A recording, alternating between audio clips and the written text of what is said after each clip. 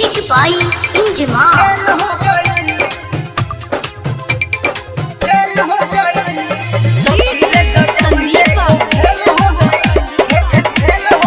MS recording studio बधाई।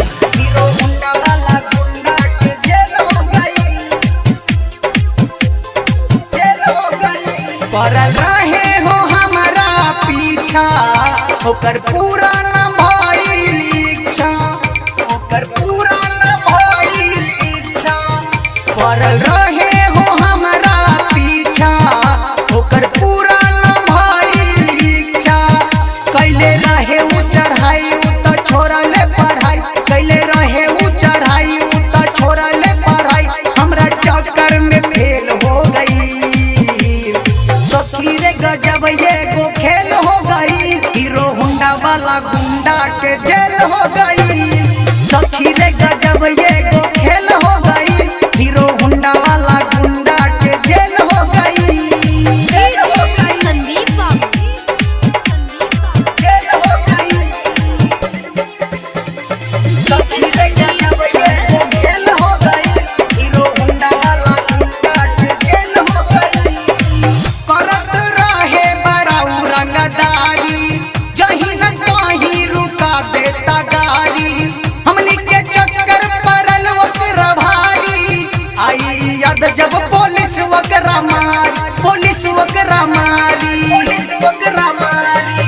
करता रहे बड़ाऊ रंगदारी जही न कहीं रुका देता गाड़ी।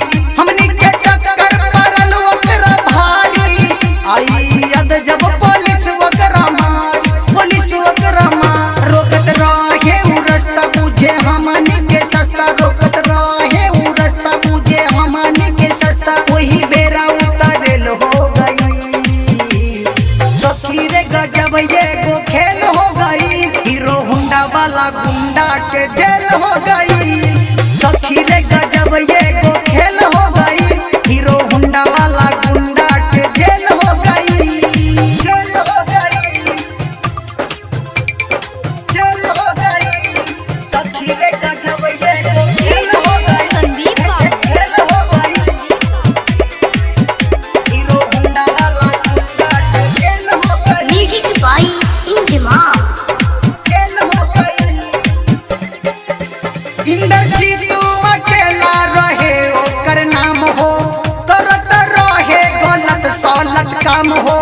जब जब निकलत रही हम बहरिया पीछा करत रहे लेके उगरिया, लेके उगरिया, लेके उगरिया। इंद्रजीत अकेला रहे ओकर नाम हो। करत रहे गलत सलत काम हो। जब जब निकलत रही हम बहरिया पीछा करत रहे लेके उगरिया, लेके उगरिया। करत रहे हो मन रहे हमारो पसंद, करत रहे हो मन रहे हमारो पसंद। पूरा मामला ही फेल हो गई। सखी रे गजब ये गो खेल हो गई। हीरो होंडा वाला गुंडा के जेल हो गई। सखी रे गजब ये गो खेल हो गई। हीरो होंडा वाला गुंडा के जेल हो गई। एमएस रिकॉर्डिंग स्टूडियो बधाई।